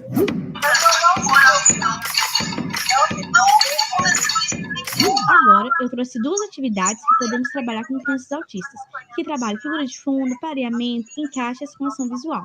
Nessa primeira atividade, nós vamos trabalhar o corpo humano. Então, eu imprimi 2 rostinhos iguais de criança na internet mesmo, passei papel contact e em pontos específicos eu colei o velcro. Já outro rosto eu recortei as partes, tipo olho, nariz e boca, passei papel contact e o velcro também, para a criança possa assimilar e encaixar onde fica cada parte do rosto. Então, você pergunta, onde fica esse olho? E essa orelha? Será que é a esquerda? Será que é a direita? Assim a criança vai encaixando e identificando as partes do corpo também.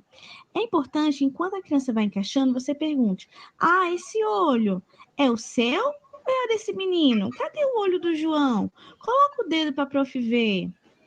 E essa boquinha é dessa criança ou é a sua? É muito importante que a criança se reconheça enquanto faça a atividade. Com a outra atividade, nós trabalhamos o corpo humano.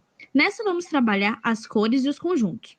Você também passa papel contact, cola o velcro nas imagens, e a criança vai ter que assimilar e trabalhar a associação e também figuras de fundo.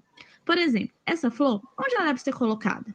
Deixa a criança descobrir e entender que se a flor é laranja, ela deve ser colocada no fundo laranja. Se o fundo é verde, nós temos que colocar a folha que é verde e por aí vai. Isso é um exemplo de trabalhar as cores, mas você pode fazer outros modelos de conjunto, como alimentos, objetos. O importante é fazer forma de conjunto onde ela possa associar e trabalhar o raciocínio lógico dela também. Então é isso, eu espero que vocês tenham gostado. Não se esqueça de curtir esse vídeo, se inscrever no nosso canal e ativar o sininho. Muito bem. Então, voltando aqui para a nossa conclusão, né?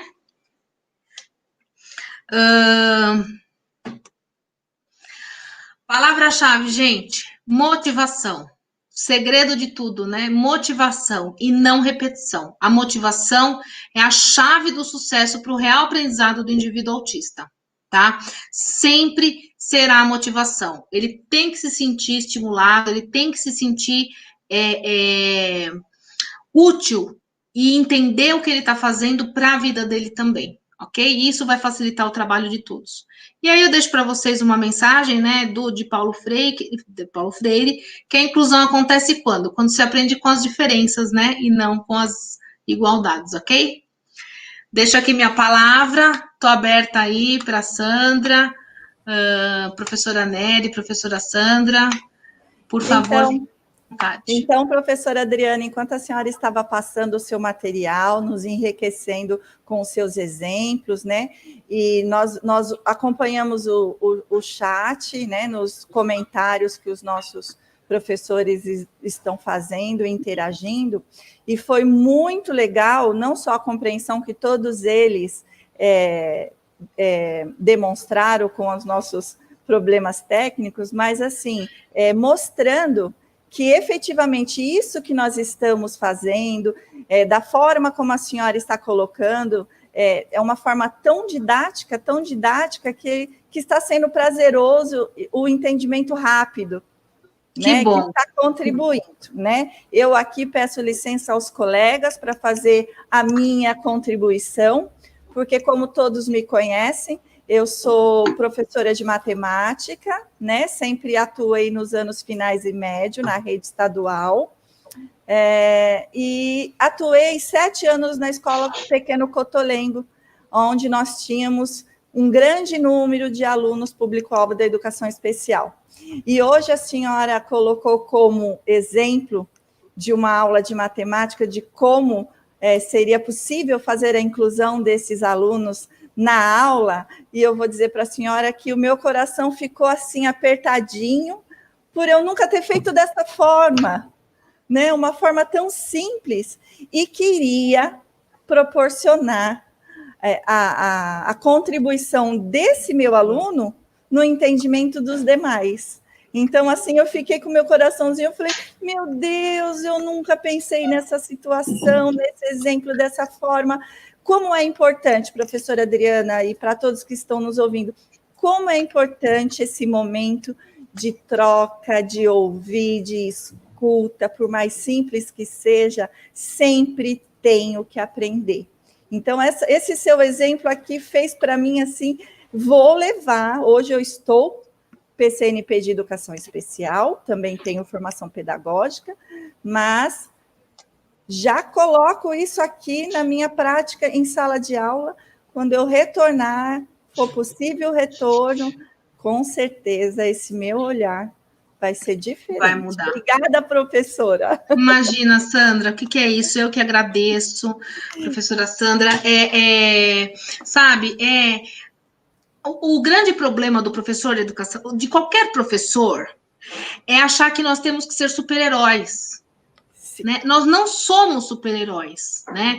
Nós temos que dar o nosso melhor. E se você acreditar que você está fazendo a diferença, essa diferença vai ser conquistada. Então, veja, eu tinha um aluno, como você disse, são coisas que a gente leva para a vida, né? Eu até vou tomar cuidado para não chorar. Eu tinha um aluno que se formou o ano passado e ele me mandou uma mensagem esses dias pelo WhatsApp, porque a gente acaba levando eles para a vida, não tem jeito. Pelo orgulho que temos.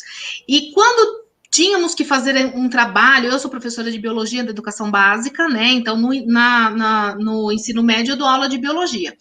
E aí eu me deparei em como ensinar heredogramas, né? Então, quando um homem tem uma doença e vai passar para o filho, quando vem da mãe, enfim.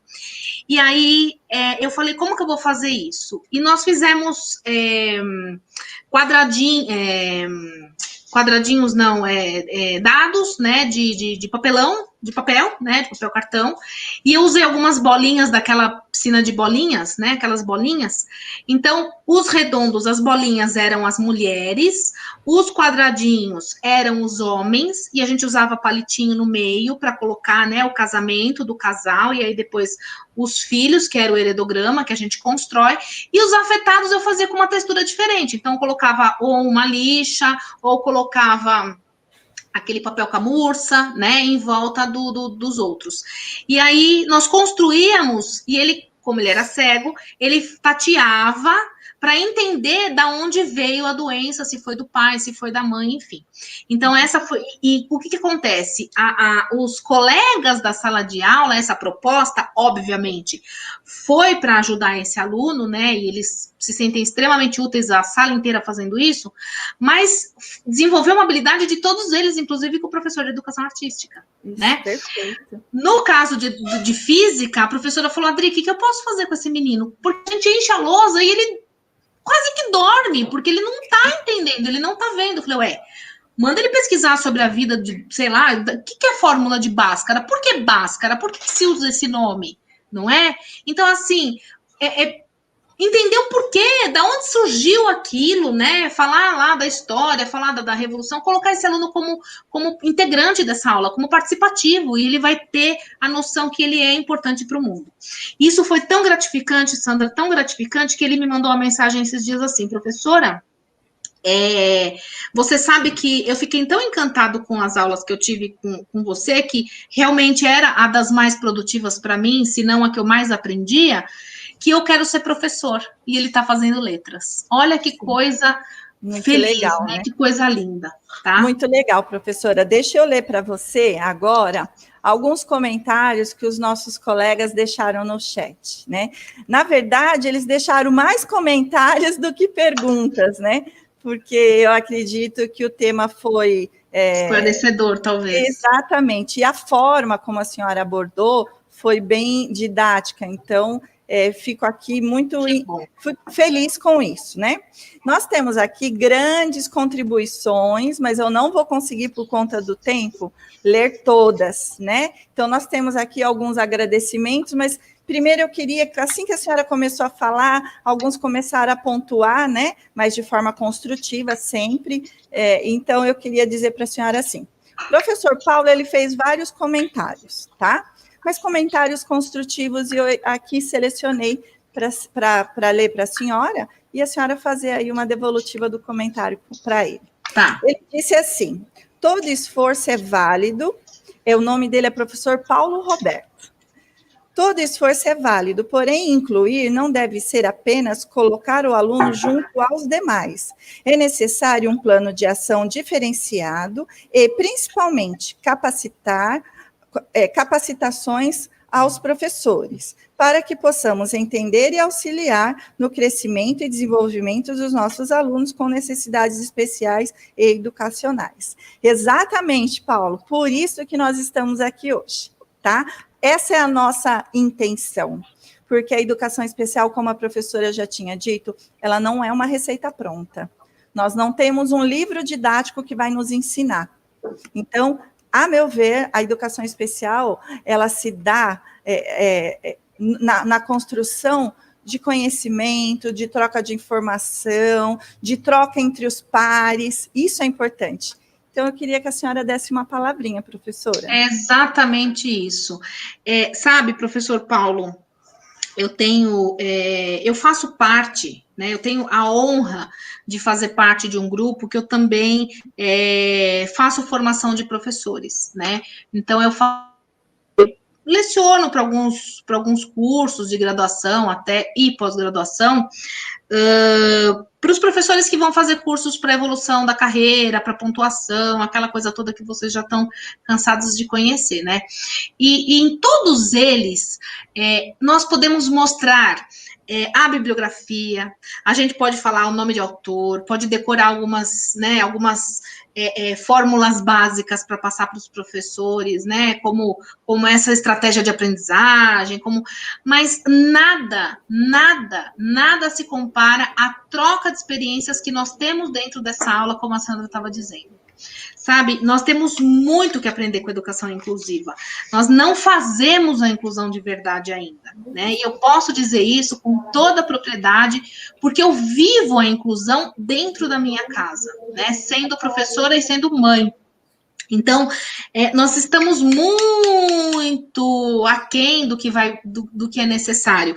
E sim, precisamos estar sempre nos atentando às novas tendências, utilizando as novas tecnologias, né, para nos auxiliar, porque está aí para isso, para realmente nos auxiliar, né? É muito engraçado como, por exemplo, todos nós tivemos que aprender esse ano de pandemia a fazer tudo isso que nós estamos fazendo agora, né? E nós conseguimos.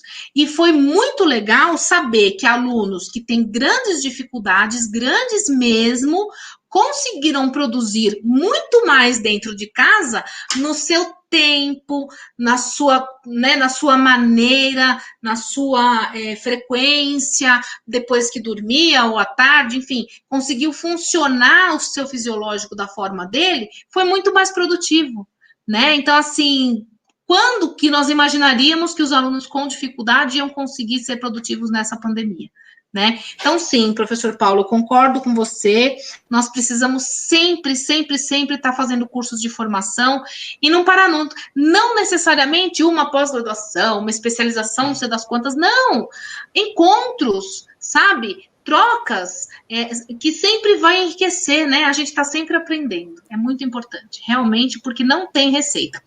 Não se esqueçam, vai sempre surgir uma deficiência nova, uma síndrome nova, um X não sei da onde, o cromossomo não sei do que, o gene não sei o que lá, e nós não somos obrigados a saber, só que a gente vai lá, né? Google, vai procurar no Google.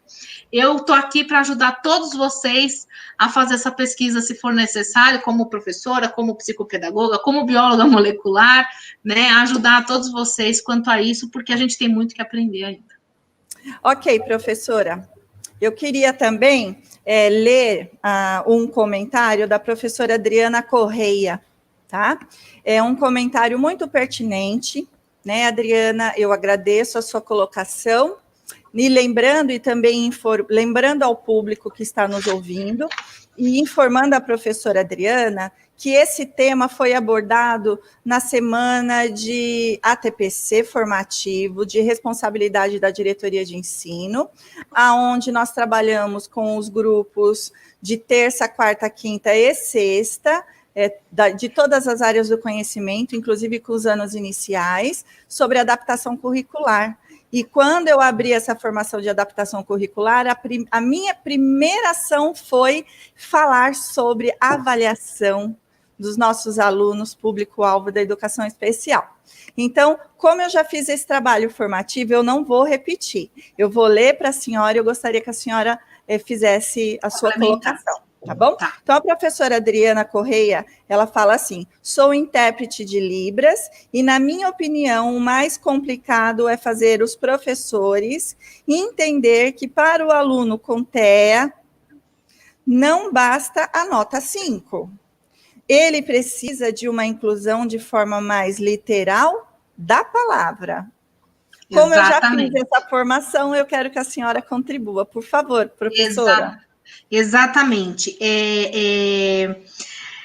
Muito difícil, né, mensurar, né? Muito difícil dar um número.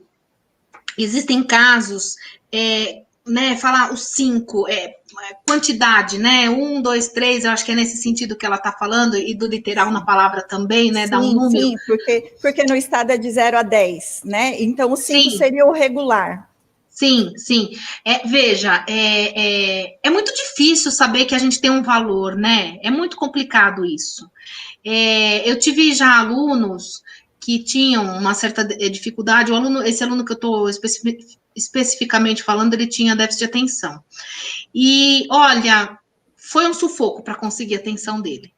Mas um belo dia consegui, esse menino, né, consegui com que ele sentasse ali na hora da prova e fizesse 3 questões de 10.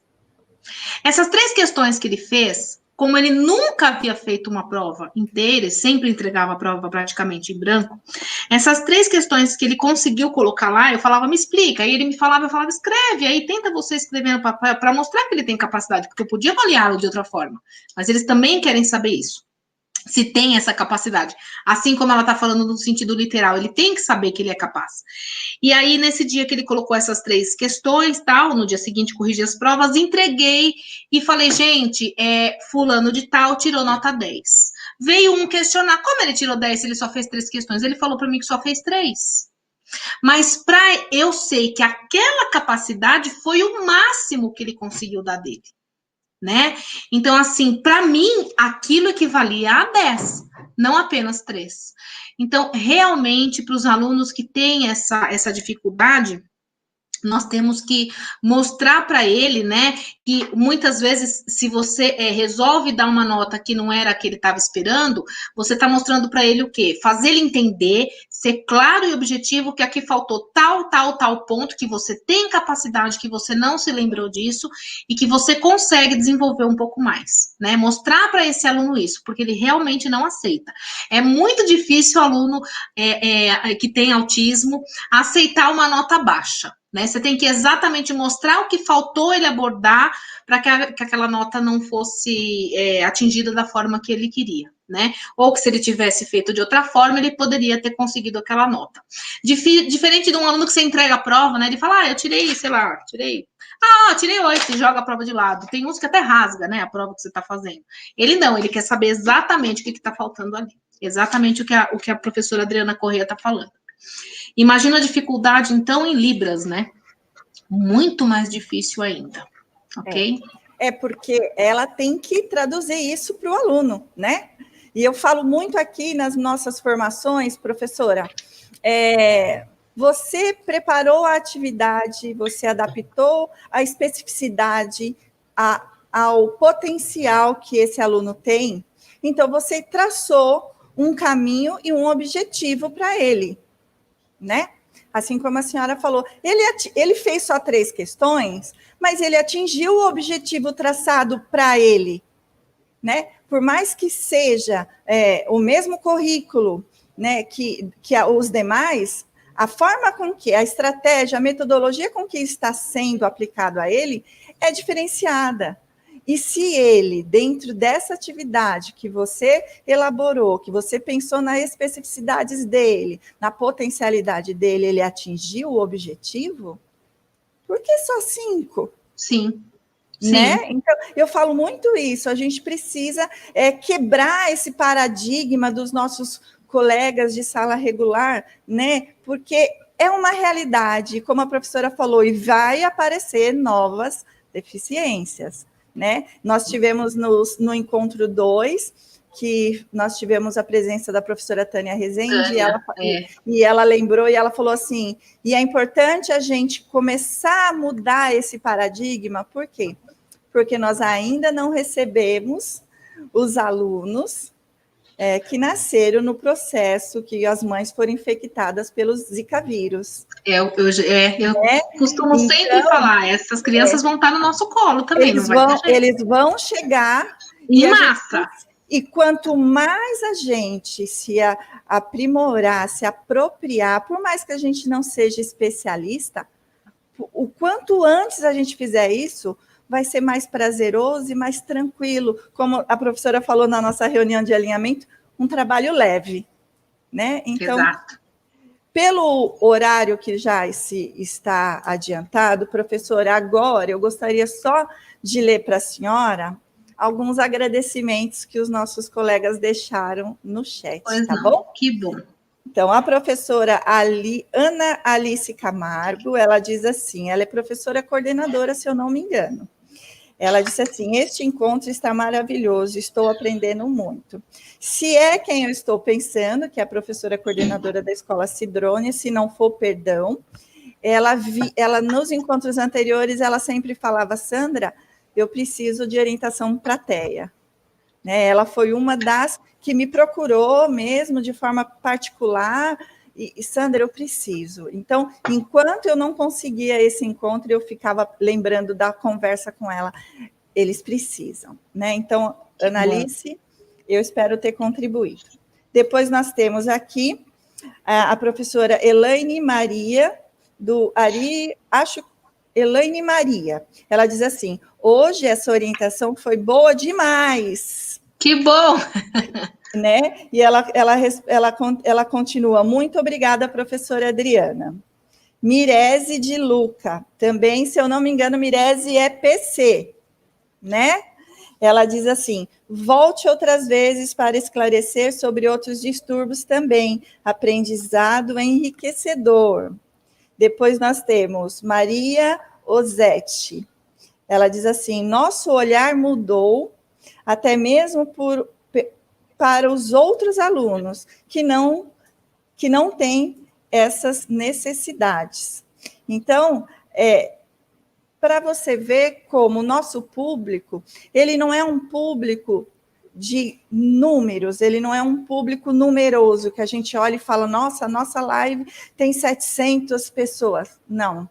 Ele é um público digno, fiel, e ele sabe que o que ele vai encontrar aqui vai fazer sentido na sua estratégia de trabalho. Né? Então, exatamente. É muito, muito, muito prazeroso. Então, professora, eu queria deixar agora aqui para a senhora também uma fala da professora Silvana Salvador. Ela fala assim, ela colocou no chat, gratidão, entre aspas, e ela disse assim,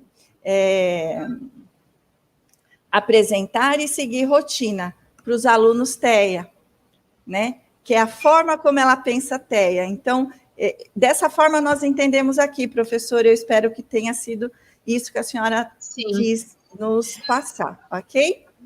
Então, Adriana, eu gostaria aqui que você falasse, deixasse uma mensagem e para a gente poder dar sequência e encaminhá-los ao link do Google Form da ação, tá bom? Claro, claro.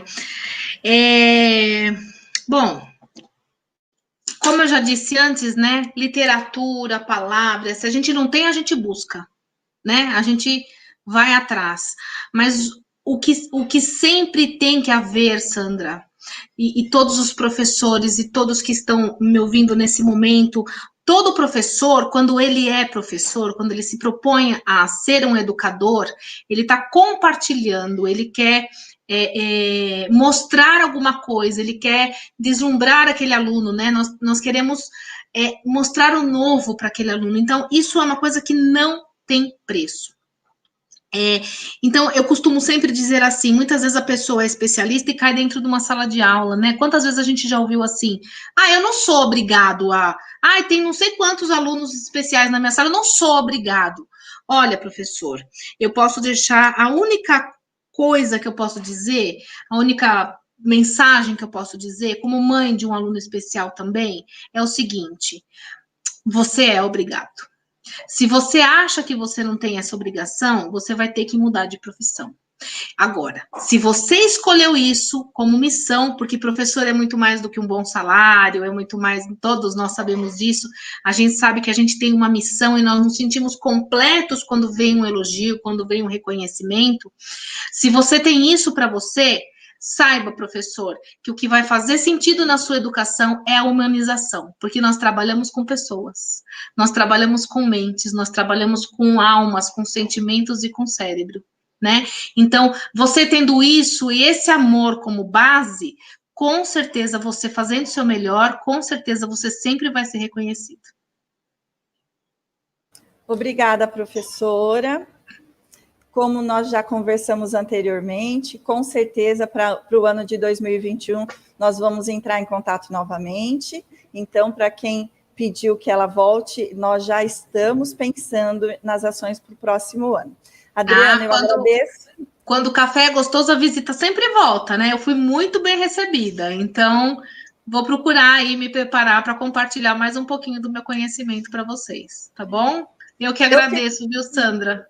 Eu fico muito feliz de ouvir essa sua colocação, porque, como nós havíamos dito, né, aqui na Diretoria de Ensino de Carapicuíba, a gente brinca que eu sou equipe, né? Uhum. Então, quando a gente consegue essas parcerias e a gente ouve uma palavra dessa do olhar de quem está fora, é incentivador para a gente melhorar cada vez mais. Muito obrigada, Adriana. Imagina, que não por isso. Agora eu vou encaminhá-los todos para o link. Eu peço, então, que os presentes... Existe um link que o nosso PCNP Kleber de Tecnologia, que é o nosso apoio, ele está disponibilizando no chat para vocês responderem sem levar lição de casa, né? Porque se depois eu mando um link para vocês, aí fica todo mundo com lição de casa e não lembra como foi. Então, como está dentro do prazo, eu gostaria de disponibilizar de 5 a 7 minutos, no máximo 8 minutos, para que todos vocês fossem no chat e acessassem o link e fizessem a sua contribuição. Por quê? Porque é através destas contribuições que a gente pensa nas ações futuras, né? Para que a gente não elabore nenhuma live, nenhuma OT, de temas que não seja demanda vindo de vocês. Então, é importantíssimo que vocês façam essa contribuição, ok? Então, agora eu vou ficar no aguardo, vamos contar aqui de 7, 8 minutinhos, e aí eu volto para a gente encerrar e eu passar alguns recadinhos para vocês, tá bom? Até já!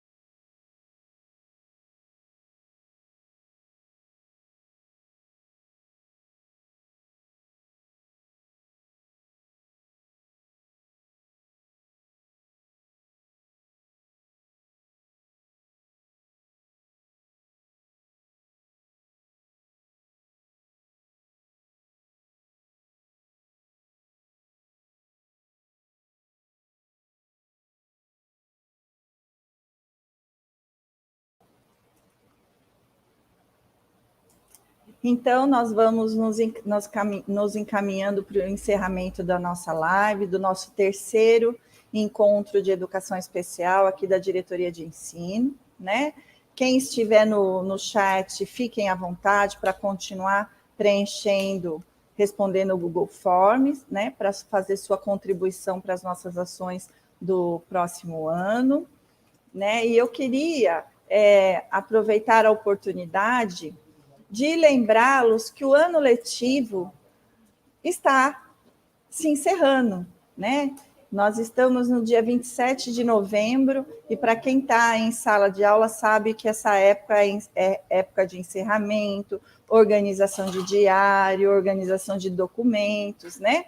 Então, para o nosso público-alvo da educação especial, lembrando que também foi feita uma semana de ATPC no mês de abril, a primeira semana de ATPC de responsabilidade da Diretoria de Ensino, foi uma semana só sobre orientações de procedimentos pedagógicos para atender, durante a pandemia, os alunos público-alvo da educação especial com atividades não presenciais. E naquela formação, nós falamos da importância da avaliação inicial, da elaboração do PAI pelos professores das salas de recurso, a importância da elaboração do PEI pelos professores da sala regular, com o apoio dos coordenadores. Nós falamos também da importância das adaptações curriculares, seguindo o currículo, alterando estratégia, metodologia. E agora a gente precisa lembrar que esse ano está se encerrando e que cada aluno do público-alvo da educação especial, cada aluno tem o seu portfólio, né? Se ele está na sala regular, o coordenador da unidade escolar é quem organiza esse portfólio, né? Desde a avaliação inicial, passando pela elaboração do PEI, passando pelas atividades, e agora que nós estamos não presenciais, né, as atividades devolvidas por eles, com as devolutivas dos professores.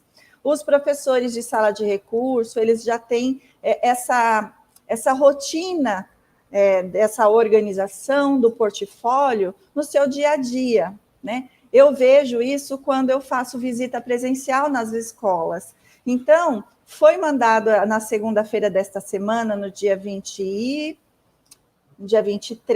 um memorando para o e-mail institucional de todas as escolas, com as orientações passo a passo, bem didática.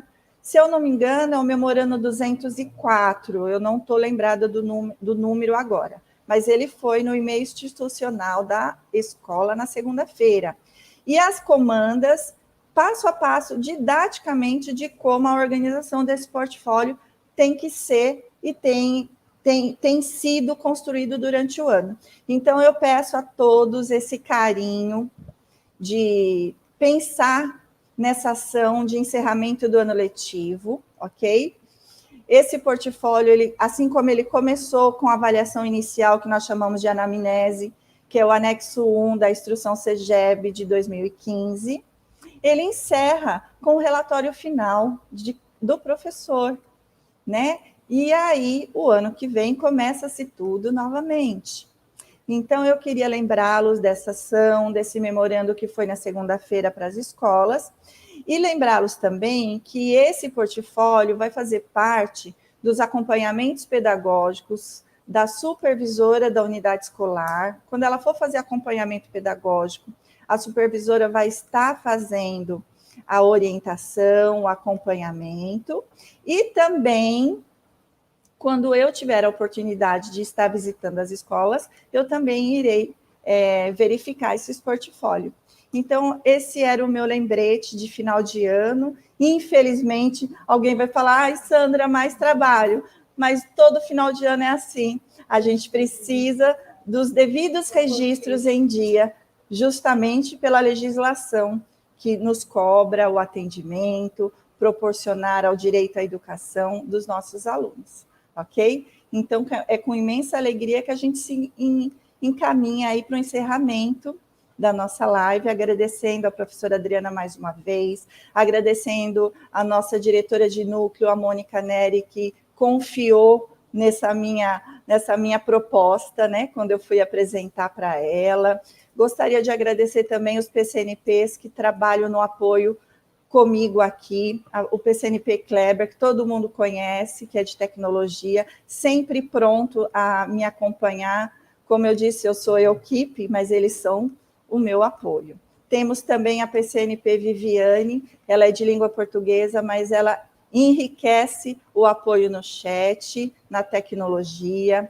A PCNP Alessandra, ela é de artes, mas ela também domina o chat aqui para mim com grande destreza. A PCNP Raquel, que já foi, professora Adriana, a Raquel já foi PCNP de Educação Especial, foi exatamente ela que me treinou, que me orientou, né? E como eu falo, ela hoje, ela é de português, mas ela continua sendo o meu apoio, já que sou eu equipe, né? Então, agradecer a professora PCNP Raquel, que também nos acompanhou no chat, né? Revisando os nossos materiais também brilhantemente. Então, eu gostaria de agradecer a todos e vamos encaminhar para o nosso encerramento. A senhora quer falar mais alguma coisa? A gente pode encerrar, professora.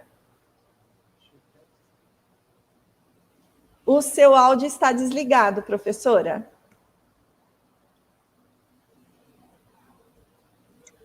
Eu não vou falar muito, senão a gente chora, né? Nessa época de final de ano, de comoção, não dá para falar muita coisa. Apenas agradecer a todos vocês pelo carinho, pela receptividade dos professores da região, né? De Carapicuíba, enfim.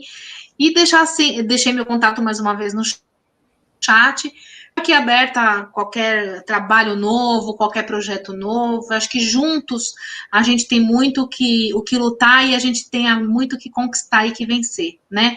Não pode parar nunca, é um trabalho de formiguinha, mas a gente sabe quão importante é esse trabalho, tá bom? Eu, como mãe, só tenho que agradecer a tudo isso também. Perfeito, parabéns. Professora. Obrigada, viu? Obrigada a todos. Um ótimo final de semana. Encerro, então, a nossa ação. Bom descanso.